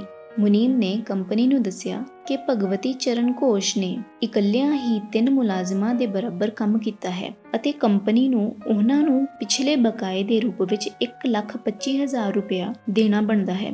ਕੰਪਨੀ ਦੇ ਖਜ਼ਾਨਚੀ ਨੇ ਉਹਨਾਂ ਨੂੰ ਉਤਨੀ ਰਕਮ ਦਾ ਚੈੱਕ ਭੇਜ ਦਿੱਤਾ, ਪਰ ਪਿਤਾ ਜੀ ਨੇ ਇਸ ਘਟਨਾ ਨੂੰ ਇੰਨੀ ਨਿਗੂਣੀ ਸਮਝਿਆ ਕਿ ਉਹ ਘਰ ਵਿੱਚ ਇਸ ਦਾ ਜ਼ਿਕਰ ਕਰਨਾ ਹੀ ਭੁੱਲ ਗਏ। ਬਹੁਤ ਦੇਰ ਬਾਅਦ ਜਦੋਂ ਯੋਗਾਨੰਦ ਜੀ ਦੇ ਸਭ ਤੋਂ ਛੋਟੇ ਭਰਾ ਵਿਸ਼ਨੂੰ ਨੇ ਬੈਂਕ ਦੁਆਰਾ ਦਿੱਤੀ ਗਈ ਸਟੇਟਮੈਂਟ ਵਿੱਚ ਰਕਮ ਦੇਖੀ ਤੇ ਪਿਤਾ ਜੀ ਨੂੰ ਪੁੱਛਿਆ ਤਾਂ ਪਿਤਾ ਜੀ ਨੇ ਕਿਹਾ, ਭੌਤਿਕ ਲਾਭ ਤੋਂ ਇਤਨੇ ਪ੍ਰਸੰਨ ਕਿਉਂ? ਜਿਸ ਆਦਮੀ ਨੇ ਸ਼ਾਂਤ ਸੁਭਾਅ ਨੂੰ ਹੀ ਆਪਣੀ ਜ਼ਿੰਦਗੀ ਦਾ ਮਨੋਰਥ ਬਣਾ ਲਿਆ ਹੋਵੇ, ਉਹ ਨਾ ਤਾਂ ਕਿਸੇ ਭੌਤਿਕ ਲਾਭ ਤੋਂ ਜ਼ਿਆਦਾ ਖੁਸ਼ ਹੁੰਦਾ ਹੈ ਅਤੇ ਨਾ ਹੀ ਨੁਕਸਾਨ ਤੋਂ ਜ਼ਿਆਦਾ ਉਦਾਸ। ਉਹ ਜਾਣਦਾ ਹੈ ਕਿ ਇਨਸਾਨ ਇਸ ਸੰਸਾਰ ਵਿੱਚ ਖਾਲੀ ਹੱਥ ਆਉਂਦਾ ਹੈ ਅਤੇ ਖਾਲੀ ਹੱਥ ਹੀ ਚਲੇ ਜਾਂਦਾ ਹੈ। ਯੋਗਾਨੰਦ ਜੀ ਲਿਖਦੇ ਹਨ, ਵਿਵਾਹਿਤ ਜ਼ਿੰਦਗੀ ਦੇ ਮੁੱਢਲੇ ਸਾਲਾਂ ਵਿੱਚ ਹੀ ਉਹਨਾਂ ਦੇ ਮਾਤਾ-ਪਿਤਾ ਵਾਰਾਣਸੀ ਦੇ ਇੱਕ ਮਹਾਨ ਗੁਰੂ ਲਾਹਿੜੀ ਮਹਾਸ਼ਯ ਦੇ ਸ਼ਾਗਿਰਦ ਬਣ ਗਏ। ਇਸ ਸੰਪਰਕ ਨਾਲ ਪਿਤਾ ਜੀ ਦਾ ਪਹਿਲਾਂ ਤੋਂ ਹੀ ਤਪਸਵੀ ਸੁਭਾਅ ਹੋਰ ਵੀ ਪੱਕਾ ਹੋ ਗਿਆ। ਯੋਗਾਨੰਦ ਜੀ ਦੇ ਮਾਤਾ ਜੀ ਨੇ ਇੱਕ ਵਾਰ ਉਹਨਾਂ ਦੀ ਵੱਡੀ ਭੈਣ ਰਮਾ ਕੋਲ ਇੱਕ ਵਿਲੱਖਣ ਗੱਲ ਦੱਸੀ ਸੀ। ਯੋਗਾਨੰਦ ਜੀ ਦੇ ਮਾਤਾ ਜੀ ਨੇ ਉਹਨਾਂ ਦੀ ਭੈਣ ਨੂੰ ਦੱਸਿਆ, ਮੈਂ ਅਤੇ ਤੇਰੇ ਪਿਤਾ ਜੀ ਸੰਤਾਨ ਪ੍ਰਾਪਤੀ ਦੀ ਇੱਛਾ ਨਾਲ ਸਾਲ ਵਿੱਚ ਇੱਕ ਵਾਰ ਹੀ ਪਤੀ ਪਤਨੀ ਦੇ ਰੂਪ ਵਿੱਚ ਇਕੱਠੇ ਸੌਂਦੇ ਹਾਂ। ਯੋਗਾਨੰਦ ਜੀ ਦੇ ਪਿਤਾ ਜੀ ਲਾਹਿੜੀ ਮਹਾਸ਼ਯ ਨੂੰ ਅਬਿਨਾਸ਼ ਬਾਬੂ ਰਾਹੀਂ ਮਿਲੇ। ਅਬਿਨਾਸ਼ ਬਾਬੂ ਬੰਗਾਲ ਨਾਗਪੁਰ ਰੇਲਵੇ ਕੰਪਨੀ ਵਿੱਚ ਮੁਲਾਜ਼ਮ ਸੀ। ਬਚਪਨ ਵਿੱਚ ਗੋਰਖਪੁਰ ਰਹਿੰਦਿਆਂ ਅਬਿਨਾਸ਼ ਬਾਬੂ ਅਕਸਰ ਭਾਰਤੀ ਸੰਤਾਂ ਮਹਾਤਮਾਵਾਂ ਦੀਆਂ ਮੰਤਰ ਮੁਗਧ ਕਰਨ ਵਾਲੀਆਂ ਕਹਾਣੀਆਂ ਸੁਣਾਇਆ ਕਰਦਾ ਸੀ। ਉਹ ਹਮੇਸ਼ਾ ਆਪਣੇ ਗੁਰੂ ਲਾਹਿੜੀ ਮਹਾਸ਼ਯ ਦੀ ਸ੍ਰੇਸ਼ਟਤਾ ਦੇ ਸੰਬੰਧ ਵਿੱਚ ਕੁਝ ਨਾ ਕੁਝ ਸ਼ਰਧਾ ਪੂਰਵਕ ਕਹਿ ਕੇ ਕਹਾਣੀ ਖਤਮ ਕਰਿਆ ਕਰਦਾ ਸੀ। ਗਰਮੀਆਂ ਦੀ ਇੱਕ ਅਲਸਾਈ ਸ਼ਾਮ ਨੂੰ ਯੋਗਾਨੰਦ ਜੀ ਅਤੇ ਅਬਿਨਾਸ਼ ਬਾਬੂ ਘਰ ਦੇ ਵਿਹੜੇ ਵਿੱਚ ਬੈਠੇ ਸੀ ਤਾਂ ਉਹਨਾਂ ਨੇ ਯੋਗਾਨੰਦ ਜੀ ਦੀ ਉਤਸੁਕਤਾ ਜਗਾਉਣ ਵਾਲਾ ਇੱਕ ਸਵਾਲ ਕੀਤਾ। ਅਬਿਨਾਸ਼ ਬਾਬੂ ਨੇ ਯੋਗਾਨੰਦ ਜੀ ਨੂੰ ਪੁੱਛਿਆ, ਕੀ ਤੂੰ ਕਦੇ ਸੁਣਿਆ ਹੈ ਕਿਹੜੇ ਅਸਾਧਾਰਨ ਹਾਲਤਾਂ ਵਿੱਚ ਤੇਰੇ ਪਿਤਾ ਜੀ ਲਾਹਿੜੀ ਮਹਾਸ਼ਯ ਦੇ ਸ਼ਾਗਿਰਦ ਬਣੇ ਸਨ? ਯੋਗਾਨੰਦ ਜੀ ਨੇ ਉਮੀਦ ਭਰੀ ਮੁਸਕਰਾਹਟ ਨਾਲ ਨਾਹ ਵਿੱਚ ਸਿਰ ਹਿਲਾਇਆ ਤਾਂ ਅਬਿਨਾਸ਼ ਬਾਬੂ ਨੇ ਕਿਹਾ, ਤੇਰੇ ਜਨਮ ਤੋਂ ਕਈ ਸਾਲ ਪਹਿਲਾਂ ਮੈਂ ਆਪਣੇ ਉੱਚ ਅਫਸਰ ਮਤਲਬ ਤੇਰੇ ਪਿਤਾ ਜੀ ਤੋਂ ਆਪਣੇ ਗੁਰੂ ਦੇ ਦਰਸ਼ਨ ਕਰਨ ਜਾਣ ਲਈ ਇੱਕ ਹਫ਼ਤੇ ਦੀ ਛੁੱਟੀ ਵਾਸਤੇ ਬੇਨਤੀ ਕੀਤੀ, ਪਰੰਤੂ ਤੇਰੇ ਪਿਤਾ ਜੀ ਨੇ ਮੇਰੀ ਇੱਛਾ ਦਾ ਮਖੌਲ ਉਡਾਉਂਦਿਆਂ ਕਿਹਾ, ਕੀ ਤੂੰ ਧਾਰਮਿਕ ਕੱਟੜਵਾਦੀ ਬਣ ਰਿਹਾ ਹੈ? ਜੇ ਤੂੰ ਆਪਣੀ ਜ਼ਿੰਦਗੀ ਵਿੱਚ ਤਰੱਕੀ ਕਰਨੀ ਚਾਹੁੰਦਾ ਹੈ ਤਾਂ ਆਪਣੇ ਦਫ਼ਤਰ ਦੇ ਕੰਮ ਵੱਲ ਧਿਆਨ ਦੇ। ਅਬਿਨਾਸ਼ ਬਾਬੂ ਉਦਾਸ ਹੋ ਗਏ ਅਤੇ ਝਾੜੀਆਂ ਵਿੱਚੋਂ ਦੀ ਗੁਜ਼ਰਦੀ ਇੱਕ ਪਗਡੰਡੀ ਰਾਹੀਂ ਉਹ ਉਦਾਸ ਮਨ ਨਾਲ ਘਰ ਜਾ ਰਹੇ ਸੀ। ਪਾਲਕੀ ਵਿੱਚ ਸਵਾਰ ਹੋ ਕੇ ਜਾ ਰਹੇ ਯੋਗਾਨੰਦ ਜੀ ਦੇ ਪਿਤਾ ਜੀ ਦੇ ਨਾਲ ਮੁਲਾਕਾਤ ਹੋ ਗਈ। ਉਹਨਾਂ ਨੇ ਪਾਲਕੀ ਅਤੇ ਨੌਕਰਾਂ ਨੂੰ ਵਾਪਸ ਭੇਜ ਦਿੱਤਾ ਅਤੇ ਅਬਿਨਾਸ਼ ਬਾਬੂ ਨਾਲ ਪੈਦਲ ਚੱਲਣ ਲੱਗੇ। ਯੋਗਾਨੰਦ ਜੀ ਦੇ ਪਿਤਾ ਜੀ ਨੇ ਉਹਨਾਂ ਨੂੰ ਦਿਲਾਸਾ ਦਿੱਤਾ ਅਤੇ ਉਹਨਾਂ ਨੂੰ ਸੰਸਾਰਕ ਸਫਲਤਾ ਵਾਸਤੇ ਮਿਹਨਤ ਕਰਨ ਦੇ ਲਾਭ ਦੱਸਣ ਲੱਗੇ, ਪਰੰਤੂ ਅਬਿਨਾਸ਼ ਬਾਬੂ ਬੇਧਿਆਨਾ ਉਹਨਾਂ ਦੀ ਗੱਲਾਂ ਸੁਣ ਰਿਹਾ ਸੀ ਅਤੇ ਮਨ ਵਿੱਚ ਬਾਰ-ਬਾਰ ਕਹਿ ਰਿਹਾ ਸੀ, ਲਾਹਿੜੀ ਮਹਾਸ਼ਯ, ਮੈਂ ਆਪ ਦੇ ਦਰਸ਼ਨ ਬਗੈਰ ਨਹੀਂ ਰਹਿ ਸਕਦਾ। ਤੁਰਦੇ ਤੁਰਦੇ ਉਹ ਦੋਵੇਂ ਇੱਕ ਸੁਨਸਾਨ ਮੈਦਾਨ ਦੇ ਕਿਨਾਰੇ ਪਹੁੰਚ ਗਏ, ਜਿੱਥੇ ਸੂਰਜ ਦੀਆਂ ਸ਼ਾਮ ਵੇਲੇ ਦੀਆਂ ਕਿਰਨਾਂ ਲਹਿਲਹਾਉਂਦੇ ਜੰਗਲੀ ਘਾਹ ਉੱਪਰ ਪੈ ਰਹੀਆਂ ਸਨ। ਉਸ ਮਨੋਹਰ ਦ੍ਰਿਸ਼ ਨੂੰ ਦੇਖਣ ਵਾਸਤੇ ਉਹ ਦੋਵੇਂ ਰੁਕ ਗਏ। ਉੱਥੇ ਉਸ ਮੈਦਾਨ ਵਿੱਚ ਉਹਨਾਂ ਤੋਂ ਕੁਝ ਗਜ਼ਾਂ ਦੀ ਦੂਰੀ ਦੇ ਉੱਤੇ ਉਹਨਾਂ ਦੇ ਮਹਾਨ ਗੁਰੂ ਅਚਾਨਕ ਪ੍ਰਗਟ ਹੋ ਗਏ। ਉਹਨਾਂ ਦੀ ਹੈਰਾਨ ਕਰਨ ਵਾਲੀ ਆਵਾਜ਼ ਵਾਤਾਵਰਣ ਵਿੱਚ ਗੂੰਜੀ, ਭਗਵਤੀ, ਤੂੰ ਆਪਣੇ ਕਰਮਚਾਰੀ ਦੇ ਪ੍ਰਤੀ ਅਤਿਅੰਤ ਕਠੋਰ ਹੈ। ਅਤੇ ਫਿਰ ਜਿਸ ਰਹੱਸਮਈ ਢੰਗ ਨਾਲ ਉਹ ਪ੍ਰਗਟ ਹੋਏ ਸਨ, ਉਸੇ ਰਹੱਸਮਈ ਢੰਗ ਨਾਲ ਉਹ ਅੰਤਰ ਧਿਆਨ ਹੋ ਗਏ। ਅਬਿਨਾਸ਼ ਬਾਬੂ ਗੋਡਿਆਂ ਪਰਨੇ ਬੈਠ ਕੇ ਲਾਹਿੜੀ ਮਹਾਸ਼ਯ ਚੀਕ ਰਿਹਾ ਸੀ। ਕੁਝ ਪਲਾਂ ਵਾਸਤੇ ਯੋਗਾਨੰਦ ਜੀ ਦੇ ਪਿਤਾ ਜੀ ਬੇਸੁਰਤੀ ਜਿਹੀ ਦੀ ਹਾਲਤ ਦੇ ਵਿੱਚ ਬੇਹਰਕਤ ਹੋ ਗਏ। ਫਿਰ ਯੋਗਾਨੰਦ ਜੀ ਦੇ ਪਿਤਾ ਜੀ ਨੇ ਕਿਹਾ, ਅਬਿਨਾਸ਼, ਮੈਂ ਸਿਰਫ ਤੈਨੂੰ ਹੀ ਛੁੱਟੀ ਨਹੀਂ ਦੇ ਰਿਹਾ, ਬਲਕਿ ਕੱਲ ਵਾਰਾਣਸੀ ਜਾਣ ਵਾਸਤੇ ਖੁਦ ਆਪ ਵੀ ਛੁੱਟੀ ਲੈ ਰਿਹਾ ਹਾਂ। ਮੈਨੂੰ ਇਸ ਮਹਾਨ ਗੁਰੂ ਲਾਹਿੜੀ ਮਹਾਸ਼ਯ ਨੂੰ ਜ਼ਰੂਰ ਮਿਲਣਾ ਚਾਹੀਦਾ ਹੈ, ਜੋ ਤੇਰੀ ਮਦਦ ਕਰਨ ਵਾਸਤੇ ਆਪਣੀ ਇੱਛਾ ਅਨੁਸਾਰ ਪ੍ਰਗਟ ਹੋਣ ਦੀ ਸਮਰੱਥਾ ਰੱਖਦੇ ਹਨ। ਮੈਂ ਆਪਣੀ ਧਰਮ ਪਤਨੀ ਨੂੰ ਵੀ ਨਾਲ ਲੈ ਕੇ ਜਾਵਾਂਗਾ ਅਤੇ ਇਸ ਮਹਾਨ ਗੁਰੂ ਨੂੰ ਬੇਨਤੀ ਕਰਾਂਗਾ ਕਿ ਸਾਨੂੰ ਆਪਣੇ ਅਧਿਆਤਮਿਕ ਮਾਰਗ ਉੱਪਰ ਦੀਖਿਤ ਕਰਨ। ਕੀ ਤੂੰ ਸਾਨੂੰ ਉਹਨਾਂ ਕੋਲ ਲੈ ਕੇ ਚੱਲੇਂਗਾ? ਅਬਿਨਾਸ਼ ਬਾਬੂ ਨੇ ਕਿਹਾ, ਜ਼ਰੂਰ। ਅਬਿਨਾਸ਼ ਬਾਬੂ ਆਪਣੀ ਪ੍ਰਾਰਥਨਾ ਦਾ ਚਮਤਕਾਰਪੂਰਨ ਉੱਤਰ ਪਾ ਕੇ ਘਟਨਾਵਾਂ ਦਾ ਇਤਨੀ ਛੇਤੀ ਉਹਨਾਂ ਦੇ ਹੱਕ ਵਿੱਚ ਮੋੜਾ ਲੈਣ ਉੱਪਰ ਬਾਗੋ ਬਾਗ ਹੋ ਗਏ ਸੀ ਅਗਲੇ ਦਿਨ ਸ਼ਾਮ ਨੂੰ ਯੋਗਾਨੰਦ ਜੀ ਦੇ ਮਾਤਾ-ਪਿਤਾ ਅਤੇ ਅਬਿਨਾਸ਼ ਬਾਬੂ ਰੇਲ ਗੱਡੀ ਰਾਹੀਂ ਵਾਰਾਣਸੀ ਲਈ ਚੱਲ ਪਏ ਅਤੇ ਉਸ ਤੋਂ ਅਗਲੇ ਦਿਨ ਉਹ ਵਾਰਾਣਸੀ ਪਹੁੰਚ ਗਏ। ਸਟੇਸ਼ਨ ਤੋਂ ਥੋੜੀ ਦੂਰ ਤੱਕ ਟਾਂਗੇ ਤੇ ਗਏ ਅਤੇ ਉਸ ਤੋਂ ਬਾਅਦ ਤੰਗ ਗਲੀਆਂ ਵਿੱਚੋਂ ਲੰਘਦੇ ਹੋਏ ਮਹਾਨ ਗੁਰੂ ਦੇ ਏਕਾਂਤ ਘਰ ਵਿੱਚ ਪਹੁੰਚੇ। ਉਹਨਾਂ ਦੇ ਛੋਟੇ ਜਿਹੇ ਕਮਰੇ ਵਿੱਚ ਪਹੁੰਚ ਕੇ ਅਸੀਂ ਉਹਨਾਂ ਨੂੰ ਹਮੇਸ਼ਾ ਦੀ ਤਰ੍ਹਾਂ ਪਦਮ ਆਸਨ ਵਿੱਚ ਬੈਠੇ ਦੇਖਿਆ ਅਤੇ ਸ਼ਰਧਾ ਪੂਰਵਕ ਨਮਸਕਾਰ ਕੀਤੀ। ਉਹਨਾਂ ਨੇ ਆਪਣੀਆਂ ਦਿਲ ਵਿਨਵੀਆਂ ਅੱਖਾਂ ਝਪਕਾ ਕੇ ਯੋਗਾਨੰਦ ਜੀ ਦੇ ਪਿਤਾ ਜੀ ਉੱਪਰ ਟਿਕਾ ਦਿੱਤੀਆਂ। 2 ਦਿਨ ਪਹਿਲਾਂ ਜੰਗਲੀ ਘਾਹ ਦੇ ਮੈਦਾਨ ਦੇ ਕਿਨਾਰੇ ਕਹੇ ਲਫ਼ਜ਼ ਉਹਨਾਂ ਫਿਰ ਦੁਹਰਾਏ, ਭਗਵਤੀ ਤੂੰ ਆਪਣੇ ਕਰਮਚਾਰੀ ਦੇ ਪ੍ਰਤੀ ਅਤਿਅੰਤ ਕਠੋਰ ਹੈ। ਲਾਹੜੀ ਮਹਾਸ਼ੈ ਨੇ ਅੱਗੇ ਕਿਹਾ, ਮੈਂ ਖੁਸ਼ ਹਾਂ ਕਿ ਤੂੰ ਅਬਿਨਾਸ਼ ਨੂੰ ਆਉਣ ਵਾਸਤੇ ਛੁੱਟੀ ਦੇ ਦਿੱਤੀ ਅਤੇ ਤੂੰ ਵੀ ਆਪਣੀ ਪਤਨੀ ਸਮੇਤ ਆ ਗਿਆ ਹੈ। ਯੋਗਾਨੰਦ ਜੀ ਦੇ ਮਾਤਾ-ਪਿਤਾ ਨੂੰ ਬੜੀ ਖੁਸ਼ੀ ਹੋਈ ਕਿ ਮਹਾਨ ਗੁਰੂ ਨੇ ਉਹਨਾਂ ਨੂੰ ਕਿਰਿਆ ਯੋਗ ਦੀ ਦੀਖਿਆ ਦੇ ਦਿੱਤੀ। ਉਸ ਯਾਦਗਾਰੀ ਦਿਨ ਤੋਂ ਬਾਅਦ ਯੋਗਾਨੰਦ ਜੀ ਦੇ ਪਿਤਾ ਜੀ ਅਤੇ ਅਬਿਨਾਸ਼ ਬਾਬੂ ਗੁਰੂ ਭਾਈ ਹੋਣ ਦੇ ਨਾਤੇ ਗੂੜੇ ਮਿੱਤਰ ਬਣ ਗਏ। ਅਬਿਨਾਸ਼ ਬਾਬੂ ਨੇ ਯੋਗਾਨੰਦ ਜੀ ਨੂੰ ਕਿਹਾ, ਲਾਹੜੀ ਮਹਾਸ਼ੈ ਨੇ ਤੇਰੇ ਜਨਮ ਵਿੱਚ ਡੂੰਘੀ ਦਿਲਚਸਪੀ ਦਿਖਾਈ ਸੀ। ਤੇਰੀ ਜ਼ਿੰਦਗੀ ਵੀ ਨਿਸ਼ਚਿਤ ਤੌਰ ਤੇ ਉਹਨਾਂ ਦੇ ਜੀਵਨ ਨਾਲ ਜੁੜੀ ਰਹੇਗੀ ਕਿਉਂਕਿ ਮਹਾਨ ਗੁਰੂਆਂ ਦੇ ਵਚਨ ਕਦੇ ਵਿਅਰਥ ਨਹੀਂ ਜਾਂਦੇ। ਯੋਗਾਨੰਦ ਜੀ ਦੇ ਜਨਮ ਤੋਂ ਥੋੜੇ ਸਮੇਂ ਬਾਅਦ ਹੀ ਲਾਹੜੀ ਮਹਾਸ਼ੈ ਇਸ ਸੰਸਾਰ ਤੋਂ ਕੂਚ ਕਰ ਗਏ। ਪਰ ਜਿੱਥੇ ਕਿਤੇ ਵੀ ਪਿਤਾ ਜੀ ਦੀ ਬਦਲੀ ਹੁੰਦੀ, ਉੱਥੇ ਉਹਨਾਂ ਦੀ ਫਰੇਮ ਵਿੱਚ ਜੜੀ ਸੁੰਦਰ ਫੋਟੋ ਯੋਗਾਨੰਦ ਜੀ ਦੇ ਪੂਜਾ ਘਰ ਵਿੱਚ ਦੇਵਤਿਆਂ ਦੀਆਂ ਫੋਟੋਆਂ ਅਤੇ ਚਿੱਤਰਾਂ ਦੇ ਨਾਲ ਸੁਸ਼ੋਭਿਤ ਰਹਿੰਦੀ। ਲਗਭਗ ਹਰ ਰੋਜ਼ ਸ਼ਾਮ ਸਵੇਰੇ ਯੋਗਾਨੰਦ ਜੀ ਅਤੇ ਉਹਨਾਂ ਦੇ ਮਾਤਾ ਜੀ ਉਸ ਪੂਜਾ ਬੇਦੀ ਸਾਹਮਣੇ ਧਿਆਨ ਲਗਾ ਕੇ ਬੈਠਦੇ ਅਤੇ ਚੰਦਨ ਯੁਕਤ ਫੁੱਲ ਚੜਾ ਕੇ ਸੁਗੰਧਿਤ ਧੂਪ ਅਤੇ ਗੁੱਗਲ ਦੇ ਨਾਲ ਆਪਣੀ ਸੰਯੁਕਤ ਭਗਤੀ ਦੁਆਰਾ ਉਸ ਈਸ਼ਵਰ ਦੀ ਪੂਜਾ ਕਰਦੇ ਜੋ ਲਾਹੜੀ ਮਹਾਸ਼ੈ ਵਿੱਚ ਪੂਰੀ ਤਰ੍ਹਾਂ ਅਭਿਵਿਅਕਤ ਸੀ। ਲਾਹੜੀ ਮਹਾਸ਼ੈ ਦੀ ਉਸ ਫੋਟੋ ਦਾ ਯੋਗਾਨੰਦ ਜੀ ਦੀ ਜ਼ਿੰਦਗੀ ਵਿੱਚ ਇੱਕ ਖਾਸ ਪ੍ਰਭਾਵ ਸੀ। ਜਿਉਂ-ਜਿਉਂ ਯੋਗਾਨੰਦ ਜੀ ਵੱਡੇ ਹੁੰਦੇ ਗਏ, ਤਿਉਂ-ਤਿਉਂ ਉਹਨਾਂ ਵਿੱਚ ਉਸ ਮਹਾਨ ਗੁਰੂ ਦੇ ਪ੍ਰਤੀ ਸ਼ਰਧਾ ਭਾਵ ਹੋਰ ਡੂੰਘੇ ਹੁੰਦੇ ਗਏ। ਧਿਆਨ ਕਰਦਿਆਂ ਯੋਗਾਨੰਦ ਜੀ ਅਕਸਰ ਦੇਖਦੇ ਸਨ ਕਿ ਲਾਹੜੀ ਮਹਾਸ਼ੈ ਦੀ ਮੂਰਤ ਉਸ ਫੋਟੋ ਫਰੇਮ ਵਿੱਚੋਂ ਬਾਹਰ ਨਿਕਲ ਕੇ ਜੀਵੰਤ ਰੂਪ ਧਾਰ ਯੋਗਾਨੰਦ ਜੀ ਦੇ ਸਾਹਮਣੇ ਬੈਠ ਜਾਂਦੀ। ਪਰ ਜਦੋਂ ਹੀ ਯੋਗਾਨੰਦ ਜੀ ਉਹਨਾਂ ਦੇ ਪ੍ਰਕਾਸ਼ਮਾਨ ਪੈਰਾਂ ਨੂੰ ਛੂਹਣ ਦਾ ਯਤਨ ਕਰਦੇ ਤਾਂ ਉਹ ਲਾਹੜੀ ਮਹਾਸ਼ੈ ਦੀ ਮੂਰਤ ਬਦਲ ਕੇ ਮੁੜ ਫੋਟੋ ਰੂਪ ਹੋ ਜਾਂਦੀ। ਬਚਪਨ ਤੋਂ ਜਵਾਨੀ ਵਿੱਚ ਪੈਰ ਧਰਨ ਤੱਕ ਫਰੇਮ ਵਿੱਚ ਜੜੀ ਲਾਹੜੀ ਮਹਾਸ਼ੈ ਦੀ ਇਹ ਛੋਟੀ ਜਿਹੀ ਫੋਟੋ ਯੋਗਾਨੰਦ ਜੀ ਦੇ ਮਨ ਵਿੱਚ ਜੀਵੰਤ ਪ੍ਰਕਾਸ਼ਮਾਨ ਸ਼ਖਸੀਅਤ ਬਣ ਕੇ ਵਿਰਾਜਮਾਨ ਹੋ ਚੁੱਕੀ ਸੀ। ਕਿਸੇ ਮੁਸੀਬਤ ਜਾਂ ਉਲਝਣ ਦੇ ਵਕਤ ਯੋਗਾਨੰਦ ਜੀ ਅਕਸਰ ਹੀ ਉਹਨਾਂ ਦੀ ਫੋਟੋ ਅੱਗੇ ਪ੍ਰਾਰਥਨਾ ਕਰਕੇ ਆਪਣੇ ਅੰਦਰ ਉਹਨਾਂ ਦੀ ਤਸੱਲੀਦਾਇਕ ਹਿਦਾਇਤ ਪਾ ਲੈਂਦੇ। ਪਹਿਲ ਤਾਂ ਯੋਗਾਨੰਦ ਜੀ ਨੂੰ ਇਸ ਗੱਲ ਦਾ ਦੁੱਖ ਹੁੰਦਾ ਕਿ ਲਾਹੜੀ ਮਹਾਸ਼ੈ ਇਸ ਵਕਤ ਸਰੀਰਕ ਰੂਪ ਵਿੱਚ ਮੌਜੂਦ ਕਿਉਂ ਨਹੀਂ, ਪਰੰਤੂ ਜਿਉਂ-ਜਿਉਂ ਯੋਗਾਨੰਦ ਜੀ ਨੂੰ ਉਹਨਾਂ ਦੀ ਗੁਪਤ ਸਰਬ ਵਿਆਪਕਤਾ ਦਾ ਪਤਾ ਲੱਗਦਾ ਗਿਆ ਤਾਂ ਉਹਨਾਂ ਦਾ ਦੁੱਖ ਘਟਦਾ ਗਿਆ।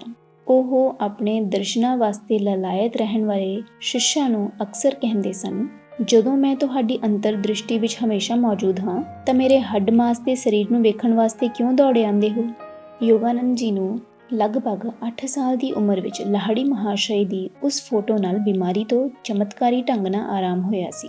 ਇਸ ਘਟਨਾ ਦੇ ਨਾਲ ਲਾਹੜੀ ਮਹਾਸ਼ੈ ਪ੍ਰਤੀ ਯੋਗਾਨੰਦ ਜੀ ਦੀ ਸ਼ਰਧਾ ਹੋਰ ਵੀ ਡੂੰਘੀ ਹੋ ਗਈ। ਜਦੋਂ ਯੋਗਾਨੰਦ ਜੀ ਬੰਗਾਲ ਵਿੱਚ ਆਪਣੇ ਖਾਨਦਾਨੀ ਘਰ ਇੱਛਾਪੁਰ ਵਿੱਚ ਰਹਿ ਰਹੇ ਸੀ ਤਾਂ ਉਹਨਾਂ ਨੂੰ ਏਸ਼ੀਆਟਿਕ ਹੈਜ਼ਾ ਹੋ ਗਿਆ ਸੀ ਅਤੇ ਬਚਣ ਦੀ ਕੋਈ ਉਮੀਦ ਨਹੀਂ ਸੀ ਰਹੀ।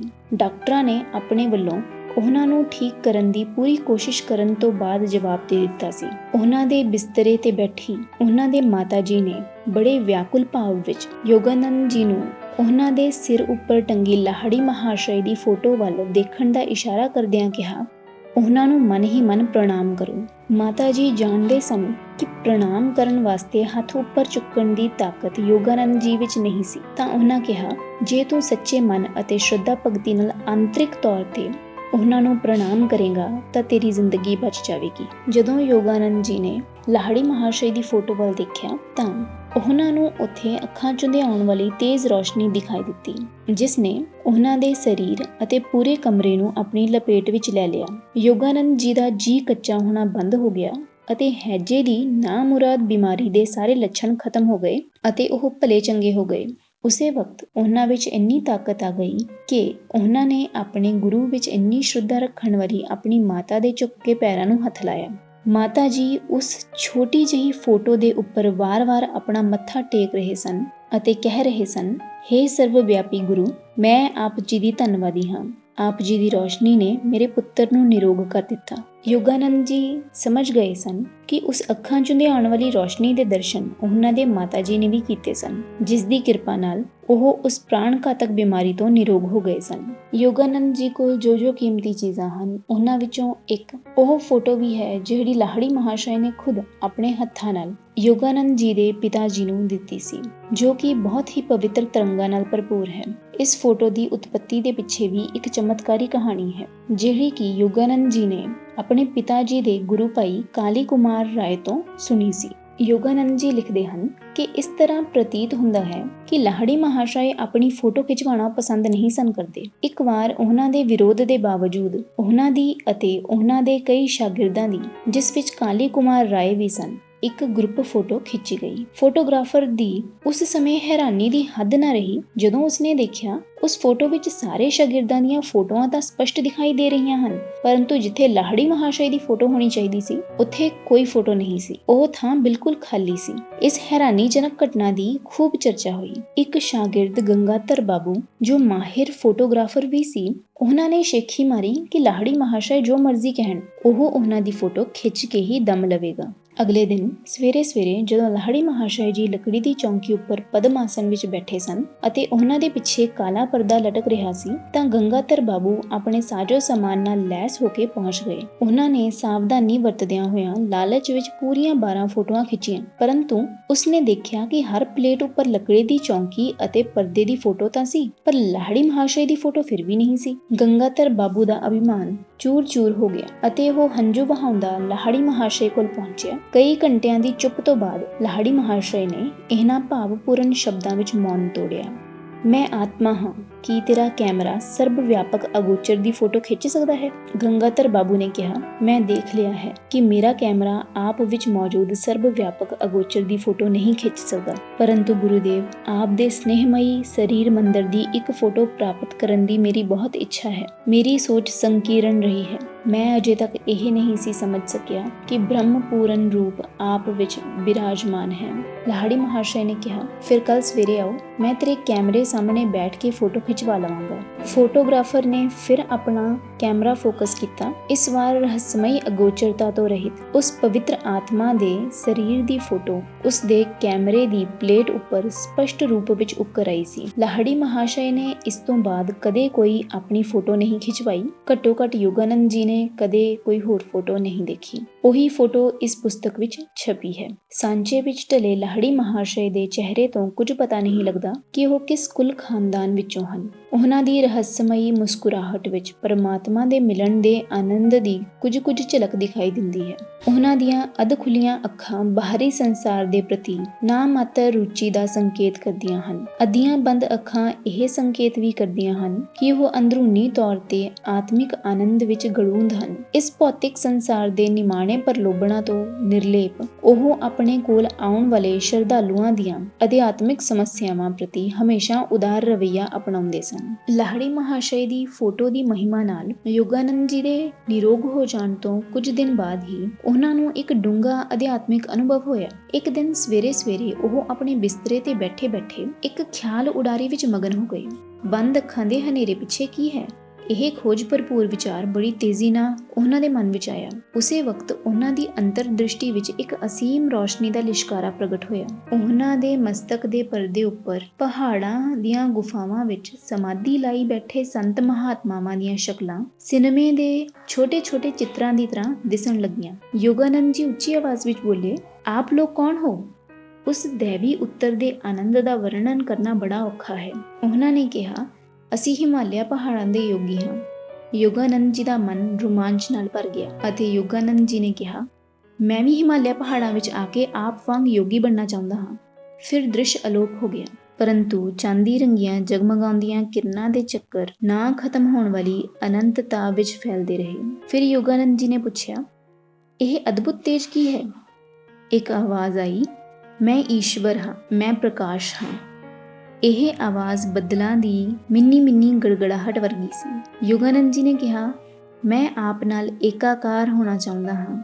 ਯੋਗਾਨੰਦ ਜੀ ਲਿਖਦੇ ਹਨ, ਭਾਵੇਂ ਇਸ ਅਧਿਆਤਮਿਕ ਆਨੰਦ ਦੀ ਖੁਮਾਰੀ ਹੌਲੀ-ਹੌਲੀ ਘਟਦੀ ਗਈ, ਪਰੰਤੂ ਇਸ ਨਾਲ ਉਹਨਾਂ ਨੇ ਪਰਮਾਤਮਾ ਨੂੰ ਪ੍ਰਾਪਤ ਕਰਨ ਵਾਸਤੇ ਪ੍ਰੇਰਣਾ ਦੀ ਸੁਰੱਖਿਅਤ ਦੌਲਤ ਪਾ ਲਈ। ਉਹ ਸਦੀਵੀ ਹੈ, ਉਹ ਨਿਤ ਨਵਾਂ ਆਨੰਦ ਹੈ। ਇਸ ਆਨੰਦਦਾਇਕ ਘਟਨਾ ਦੀ ਯਾਦ ਉਹਨਾਂ ਦੇ ਮਨ ਵਿੱਚ ਬੜੀ ਦੇਰ ਤੱਕ ਤਾਜ਼ਾ ਰਹੀ। ਬਚਪਨ ਦੀ ਇੱਕ ਹੋਰ ਘਟਨਾ ਬੜੀ ਅਸਾਧਾਰਨ ਵੀ ਹੈ ਅਤੇ ਵਰਣਨਯੋਗ ਵੀ, ਕਿਉਂਕਿ ਉਸ ਦਾ ਨਿਸ਼ਾਨ ਅਜੇ ਤੱਕ ਯੋਗਾਨੰਦ ਜੀ ਦੀ ਬਾਹ ਉੱਪਰ ਮੌਜੂਦ ਸੀ। ਇੱਕ ਦਿਨ ਸਵੇਰੇ ਯੋਗਾਨੰਦ ਜੀ ਅਤੇ ਉਹਨਾਂ ਦੀ ਵੱਡੀ ਭੈਣ ਉਮਾ ਆਪਣੇ ਗੋਰਖਪੁਰ ਵਾਲੇ ਘਰ ਦੇ ਵਿਹੜੇ ਵਿੱਚ ਨਿੰਮ ਦੇ ਦਰਖਤ ਦੇ ਥੱਲੇ ਬੈਠੇ ਸੀ। ਨੇੜੇ ਹੀ ਦਰਖਤ ਤੇ ਬੈਠੇ ਨਿੰਮ ਦੀਆਂ ਪੱਕੀਆਂ ਨਮੂਲੀਆਂ ਖਾ ਰਹੇ ਤੋਤਿਆਂ ਵੱਲੋਂ ਨਜ਼ਰ ਹਟਾ ਕੇ ਜਦੋਂ ਵੀ ਵਕਤ ਮਿਲਦਾ, ਉਮਾ ਭੈਣ ਯੋਗਾਨੰਦ ਜੀ ਨੂੰ ਬੰਗਾਲੀ ਭਾਸ਼ਾ ਦੀ ਪਹਿਲੀ ਜਮਾਤ ਦੀ ਪੁਸਤਕ ਪੜ੍ਹਾਉਣ ਵਿੱਚ ਮਦਦ ਕਰ ਰਹੇ ਸਨ। ਉਮਾ ਭੈਣ ਨੇ ਲੱਤ ਤੇ ਫੋੜਾ ਹੋਣ ਦੀ ਗੱਲ ਕੀਤੀ ਅਤੇ ਉਸ ਫੋੜੇ ਉੱਪਰ ਲਾਉਣ ਵਾਸਤੇ ਮਲਮ ਦੀ ਡੱਬੀ ਲੈ ਕੇ ਆਈ। ਯੋਗਾਨੰਦ ਜੀ ਨੇ ਵੀ ਉਸ ਡੱਬੀ ਵਿੱਚੋਂ ਥੋੜੀ ਜਿਹੀ ਮਲਮ ਲੈ ਕੇ ਆਪਣੀ ਬਾਹ ਉੱਪਰ ਲਗਾ ਲਈ ਤਾਂ ਉਮਾ ਭੈਣ ਨੇ ਕਿਹਾ, ਤੂੰ ਆਪਣੀ ਚੰਗੀ ਭਲੀ ਤੰਦਰੁਸਤ ਬਾਹ ਉੱਪਰ ਮਲਮ ਕਿਉਂ ਲਗਾ ਰਿਹਾ ਹੈ? ਤਾਂ ਯੋਗਾਨੰਦ ਜੀ ਨੇ ਕਿਹਾ, ਭੈਣ ਜੀ, ਗੱਲ ਅਸਲ ਵਿੱਚ ਇਹ ਹੈ ਕਿ ਮੈਨੂੰ ਲੱਗ ਰਿਹਾ ਹੈ ਕਿ ਕੱਲ ਨੂੰ ਮੇਰੀ ਬਾਹ ਤੇ ਇੱਥੇ ਹੀ ਫੋੜਾ ਹੋਣ ਵਾਲਾ ਹੈ। ਮੈਂ ਉਸੇ ਥਾਂ ਤੇ ਮਲਮ ਲਗਾ ਕੇ ਚੈੱਕ ਕਰ ਰਿਹਾ ਹਾਂ। ਤਾਂ ਉਮਾ ਭੈਣ ਨੇ ਕਿਹਾ, ਚੱਲ ਝੂਠਾ ਕਿਸੇ ਥਾਂ ਦਾ। ਯੋਗਾਨੰਦ ਜੀ ਨੂੰ ਗੁੱਸਾ ਆ ਗਿਆ ਤੇ ਉਹਨਾਂ ਨੇ ਕਿਹਾ, ਭੈਣ ਜੀ, ਜਦੋਂ ਤੱਕ ਤੁਸੀਂ ਦੇਖ ਨਹੀਂ ਲੈਂਦੇ ਕਿ ਕੱਲ ਨੂੰ ਕੀ ਹੁੰਦਾ ਹੈ, ਉਦੋਂ ਤੱਕ ਤੁਸੀਂ ਮੈਨੂੰ ਝੂਠਾ ਨਹੀਂ ਕਹਿ ਸਕਦੇ। ਉਮਾ ਭੈਣ ਤੇ ਇਸ ਦਾ ਕੋਈ ਅਸਰ ਨਹੀਂ ਹੋਇਆ ਅਤੇ ਉਸਨੇ ਇਸ ਮਹਿਣੇ ਨੂੰ 3 ਵਾਰ ਦੁਹਰਾਇਆ। ਇੱਕ ਦ੍ਰਿੜ ਪ੍ਰਤਿਗਿਆ ਭਰੀ ਆਵਾਜ਼ ਵਿੱਚ ਯੋਗਾਨੰਦ ਜੀ ਦੇ ਮੂੰਹੋਂ ਨਿਕਲਿਆ, ਮੇਰੇ ਅੰਦਰ ਜੋ ਇੱਛਾ ਸ਼ਕਤੀ ਹੈ ਉਸ ਦੇ ਸਹਾਰੇ ਤੇ ਕਹਿੰਦਾ ਹਾਂ ਕਿ ਕੱਲ ਤੱਕ ਮੇਰੀ ਬਾਹ ਉੱਪਰ ਠੀਕ ਇਸੇ ਥਾਂ ਉੱਪਰ ਇੱਕ ਵੱਡਾ ਫੋੜਾ ਨਿਕਲ ਆਵੇਗਾ ਅਤੇ ਤੇਰਾ ਫੋੜਾ ਇਸ ਤੋਂ ਦੁੱਗਣਾ ਹੋ ਜਾਵੇਗਾ। ਦੂਜੇ ਦਿਨ ਸਵੇਰੇ ਯੋਗਾਨੰਦ ਜੀ ਦੀ ਬਾਹ ਉੱਪਰ ਠੀਕ ਉਸੇ ਥਾਂ ਉੱਪਰ ਇੱਕ ਵੱਡਾ ਫੋੜਾ ਨਿਕਲ ਆਇਆ ਅਤੇ ਉਮਾ ਦੇ ਫੋੜੇ ਦਾ ਆਕਾਰ ਪਹਿਲਾਂ ਨਾਲੋਂ ਦੁੱਗਣਾ ਹੋ ਗਿਆ। ਉਹ ਚੀਕਦੀ ਚਿਲਾਂਦੀ ਮਾਤਾ ਜੀ ਕੋਲ ਦੌੜ ਗਈ। ਮਾਤਾ ਜੀ, ਮੁਕੁੰਦ ਜਾਦੂ ਟੋਣਾ ਕਰਨਾ ਸਿੱਖ ਗਿਆ ਹੈ। ਮਾਤਾ ਜੀ ਨੇ ਬੜੇ ਗੰਭੀਰਤਾ ਨਾਲ ਕਿਹਾ, ਕਿਸੇ ਦਾ ਨੁਕਸਾਨ ਕਰਨ ਵਾਸਤੇ ਕਦੇ ਵੀ ਸ਼ਬਦ ਸ਼ਕਤੀ ਦਾ ਪ੍ਰਯੋਗ ਨਾ ਕਰਾਂ। ਯੋਗਾਨੰਦ ਜੀ ਨੇ ਉਹਨਾਂ ਦੀ ਨਸੀਹਤ ਜ਼ਿੰਦਗੀ ਭਰ ਯਾਦ ਰੱਖੀ ਅਤੇ ਅਮਲ ਵੀ ਕੀਤਾ। ਯੋਗਾਨੰਦ ਜੀ ਦੇ ਫੋੜੇ ਦਾ ਇਲਾਜ ਚੀਰੇ ਨਾਲ ਹੋਇਆ। ਡਾਕਟਰ ਦੇ ਦਿੱਤੇ ਚੀਰੇ ਦਾ ਨਿਸ਼ਾਨ ਮਨੁੱਖ ਦੀ ਸ਼ਬਦ ਸ਼ਕਤੀ ਦੀ ਲਗਾਤਾਰ ਯਾਦ ਦਿਲਾਉਂਦਾ ਹੋਇਆ ਯਾਦਗਾਰੀ ਰੂਪ ਵਿੱਚ ਉਹਨਾਂ ਦੀ ਬਾਹ ਉੱਪਰ ਮੌਜੂਦ ਸੀ। ਡੂੰਘੀ ਇਕਾਗਰਤਾ ਨਾਲ ਉਮਾ ਨੂੰ ਕਹੇ ਉਹ ਸਾਧਾਰਨ ਅਤੇ ਪ੍ਰਤੱਖ ਰੂਪ ਵਿੱਚ ਹਾਨੀਕਾਰਕ ਪ੍ਰਤੀਤ ਹੋਣ ਵਾਲੇ ਸ਼ਬਦ ਬੰਬ ਦੇ ਧਮਾਕੇ ਵਾਂਗ ਨਿਸ਼ਚਿਤ ਨਤੀਜਾ ਦੇਣ ਦੀ ਪੂਰੀ ਸ਼ਕਤੀ ਨਾਲ ਲੈਸ ਸਨ। ਬਾਅਦ ਵਿੱਚ ਯੋਗਾਨੰਦ ਜੀ ਨੂੰ ਸਮਝ ਆ ਗਈ ਕਿ ਕਿਸੇ ਦੇ ਜੀਵਨ ਨੂੰ ਮੁਸੀਬਤ ਤੋਂ ਬਚਾਉਣ ਖਾਤਰ ਸ਼ਬਦ ਸ਼ਕਤੀ ਦੇ ਧਮਾਕੇਦਾਰ ਸਪੰਦਨਾਂ ਦਾ ਸਦਉਪਯੋਗ ਕਰਕੇ ਬਗੈਰ ਕਿਸੇ ਨਿਸ਼ਾਨ ਦੇ ਤਕਲੀਫ ਰਹਿਤ ਆਪਰੇਸ਼ਨ ਕੀਤਾ ਜਾ ਸਕਦਾ ਹੈ। ਯੋਗਾਨੰਦ ਜੀ ਦਾ ਪਰਿਵਾਰ ਪੰਜਾਬ ਵਿੱਚ ਲਾਹੌਰ ਚਲਾ ਗਿਆ। ਉੱਥੇ ਯੋਗਾਨੰਦ ਜੀ ਨੇ ਕਾਲੀ ਦੇਵੀ ਦੇ ਰੂਪ ਵਿੱਚ ਜਗਨ ਮਾਤਾ ਦੀ ਫੋਟੋ ਪ੍ਰਾਪਤ ਕੀਤੀ, ਜਿਸ ਨੇ ਉਹਨਾਂ ਦੇ ਘਰ ਦੇ ਵਰਾਂਡੇ ਵਿੱਚ ਬਣੇ ਸਧਾਰਨ ਮੰਦਿਰ ਨੂੰ ਪਵਿੱਤਰ ਕੀਤਾ। ਉਹਨਾਂ ਦੇ ਮਨ ਵਿੱਚ ਇਹ ਅਚਾਨਕ ਵਿਸ਼ਵਾਸ ਪੱਕਾ ਹੋ ਗਿਆ ਕਿ ਉਸ ਪਵਿੱਤਰ ਸਥਾਨ ਤੇ ਕੀਤੀ ਗਈ ਕਿਸੇ ਵੀ ਪ੍ਰਾਰਥਨਾ ਨੂੰ ਦੇਵੀ ਮਾਤਾ ਪੂਰਨਤਾ ਦਾ ਤਾਜ ਪਹਿਨਾ ਦੇਵੇਗੀ। ਇੱਕ ਦਿਨ ਯੋਗਾਨੰਦ ਜੀ ਅਤੇ ਉਮਾ ਉੱਥੇ ਖੜੇ 2 ਲੜਕਿਆਂ ਨੂੰ ਆਪੋ ਆਪਣੇ ਘਰਾਂ ਦੀਆਂ ਛੱਤਾਂ ਉੱਪਰ ਪਤੰਗ ਉਡਾਉਂਦੇ ਦੇਖ ਰਹੇ ਸੀ।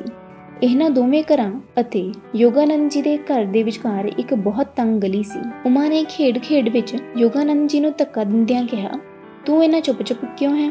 ਯੋਗਾਨੰਦ ਜੀ ਨੇ ਕਿਹਾ, ਮੈਂ ਇਹ ਸੋਚ ਰਿਹਾ ਹਾਂ ਕਿ ਇਹ ਕਿੰਨਾ ਅਦਭੁਤ ਹੈ ਕਿ ਦੇਵੀ ਮਾਤਾ ਕੋਲੋਂ ਜੋ ਵੀ ਮੈਂ ਮੰਗਦਾ ਹਾਂ ਉਹ ਹੀ ਮਿਲ ਜਾਂਦਾ ਹੈ।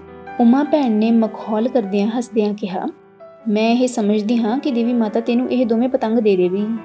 ਤਾਂ ਯੋਗਾਨੰਦ ਜੀ ਨੇ ਕਿਹਾ, ਕਿਉਂ ਨਹੀਂ? ਫਿਰ ਯੋਗਾਨੰਦ ਜੀ ਉਹਨਾਂ ਪਤੰਗਾਂ ਨੂੰ ਪ੍ਰਾਪਤ ਕਰਨ ਵਾਸਤੇ ਮੌਨ ਪ੍ਰਾਰਥਨਾ ਸ਼ੁਰੂ ਕਰ ਦਿੰਦੇ ਹਨ। ਭਾਰਤ ਵਿੱਚ ਡੋਰ ਉੱਪਰ ਗੂੰਦ ਅਤੇ ਸ਼ੀਸ਼ੇ ਦਾ ਲੇਪ ਲਾ ਕੇ ਪਤੰਗਾਂ ਦਾ ਖੇਡ ਖੇਡਿਆ ਜਾਂਦਾ ਹੈ। ਕੱਟੀ ਹੋਈ ਪਤੰਗ ਦੀ ਡੋਰ ਘਰਾਂ ਦੀਆਂ ਛੱਤਾਂ ਦੇ ਉੱਪਰ ਰਿੰਗਦੀ ਹੋਈ ਜਾਂਦੀ ਹੈ ਤਾਂ ਉਸ ਨੂੰ ਪਕੜਨ ਵਿੱਚ ਬੜਾ ਸਵਾਦ ਆਉਂਦਾ ਹੈ। ਯੋਗਾਨੰਦ ਜੀ ਅਤੇ ਉਮਾ ਇੱਕ ਇਹੋ ਜਿਹੇ ਵਰਾਂਡੇ ਵਿੱਚ ਖੜੇ ਸੀ ਜਿਸ ਦੇ ਉੱਪਰ ਛੱਤ ਸੀ ਅਤੇ ਦੋਵੇਂ ਪਾਸੇ ਕੰਧਾਂ ਸਨ। ਇਸ ਕਰਕੇ ਕੱਟੀ ਹੋਈ ਪਤੰਗ ਦਾ ਉਹਨਾਂ ਦੇ ਕੋਲ ਆਉਣਾ ਅਸੰਭਵ ਲੱਗਦਾ ਸੀ, ਕਿਉਂਕਿ ਕੱਟੀ ਹੋਈ ਪਤੰਗ ਦੀ ਡੋਰ ਵਰਾਂਡੇ ਦੀ ਛੱਤ ਉੱਪਰ ਰਿੰਗਦੀ ਹੋਈ ਅੱਗੇ ਚਲੀ ਜਾਂਦੀ ਸੀ। ਗਲੀ ਦੇ ਦੂਜੇ ਪਾਸੇ ਪਤੰਗ ਉਡਾਉਣ ਦਾ ਖੇਡ ਸ਼ੁਰੂ ਹੋ ਗਿਆ ਅਤੇ ਇੱਕ ਪਤੰਗ ਦੀ ਡੋਰ ਕੱਟ ਗਈ। ਝਟਪਟ ਪਤੰਗ ਯੋਗਾਨੰਦ ਜੀ ਵੱਲ ਆਉਣਾ ਸ਼ੁਰੂ ਹੋ ਗਿਆ। ਅਚਾਨਕ ਹਵਾ ਬੰਦ ਹੋ ਜਾਣ ਕਰਕੇ ਪਤੰਗ ਅਸਮਾਨ ਵਿੱਚ 1 ਮਿੰਟ ਵਾਸਤੇ ਸਥਿਰ ਹੋ ਗਿਆ। ਇੰਨੇ ਸਮੇਂ ਵਿੱਚ ਉਸ ਦੀ ਡੋਰ ਸਾਹਮਣੇ ਵਾਲੇ ਘਰ ਦੇ ਉੱਪਰ ਉੱਗੇ ਥੋਹਰ ਦੇ ਬੂਟੇ ਵਿੱਚ ਉਲਝ ਗਈ ਅਤੇ ਯੋਗਾਨੰਦ ਜੀ ਦੇ ਫੜਨ ਵਾਸਤੇ ਫੰਦਾ ਤਿਆਰ ਹੋ ਗਿਆ। ਫਿਰ ਯੋਗਾਨੰਦ ਜੀ ਨੇ ਇਹ ਤੋਹਫਾ ਉਮਾ ਨੂੰ ਭੇਂਟ ਕਰ ਦਿੱਤਾ। ਉਮਾ ਭੈਣ ਨੇ ਕਿਹਾ, ਇਹ ਤਾਂ ਕੇਵਲ ਅਸਧਾਰਨ ਸੰਯੋਗ ਸੀ, ਨਾ ਕਿ ਤੇਰੀ ਪ੍ਰਾਰਥਨਾ ਦੇ ਉੱਤਰ ਸਵਰੂਪ। ਜੇ ਦੂਜਾ ਪਤੰਗ ਵੀ ਤੇਰੇ ਕੋਲ ਆ ਜਾਵੇ ਤਾਂ ਮੈਂ ਮੰਨ ਜਾਵਾਂਗੀ। ਉਮਾ ਭੈਣ ਦੀਆਂ ਕਾਲੀਆਂ ਅੱਖਾਂ ਉਸਦੇ ਸ਼ਬਦਾਂ ਨਾਲੋਂ ਜ਼ਿਆਦਾ ਹੈਰਾਨੀ ਪ੍ਰਗਟ ਕਰ ਰਹੀਆਂ ਸਨ। ਯੋਗਾਨੰਦ ਜੀ ਨੇ ਪੂਰੀ ਤਨਦੇਹੀ ਨਾਲ ਦੇਵੀ ਮਾਤਾ ਨੂੰ ਪ੍ਰਾਰਥਨਾ ਕਰਨੀ ਚਾਲੂ ਰੱਖੀ। ਦੂਜੇ ਪਤੰਗ ਉਡਾਉਣ ਵਾਲੇ ਦੇ ਇੱਕ ਜ਼ੋਰ ਦਾ ਝਟਕਾ ਮਾਰਨ ਕਰਕੇ ਉਸਦੀ ਡੋਰ ਵੀ ਕੱਟੀ ਗਈ। ਹਵਾ ਵਿੱਚ ਨੱਚਦੀ ਪਤੰਗ ਯੋਗਾਨੰਦ ਜੀ ਵੱਲ ਆਉਣ ਲੱਗੀ ਅਤੇ ਉਹਨਾਂ ਦੇ ਮਦਦਗਾਰ ਥੋਹਰ ਦੇ ਬੂਟੇ ਨੇ ਡੋਰ ਨੂੰ ਉਲਝਾ ਕੇ ਫਿਰ ਉਸੇ ਤਰ੍ਹਾਂ ਫੰਦਾ ਬਣਾ ਦਿੱਤਾ ਤਾਂ ਕਿ ਉਹ ਉਸਨੂੰ ਆਸਾਨੀ ਨਾਲ ਫੜ ਲੈਣ। ਯੋਗਾਨੰਦ ਜੀ ਨੇ ਆਪਣਾ ਦੂਜਾ ਤੋਹਫਾ ਵੀ ਉਮਾ ਨੂੰ ਭੇਂਟ ਕਰ ਦਿੱਤਾ। ਹਿਰਨ ਦੇ ਬੱਚੇ ਵਾਂਗ ਭੈ-ਭੀ ਭੈਣ ਇਹ ਬੋਲਦੀ ਹੋਈ ਤੇਜ਼ੀ ਨਾਲ ਦੌੜ ਗਈ, ਸੱਚਮੁੱਚ ਦੇਵੀ ਮਾਤਾ ਤੇਰੀ ਪ੍ਰਾਰਥਨਾ ਸੁਣਦੀ ਹੈ। ਇਹ ਸਭ ਕੁਝ ਮੇਰੇ ਲਈ ਰਹੱਸਮਈ ਹੈ।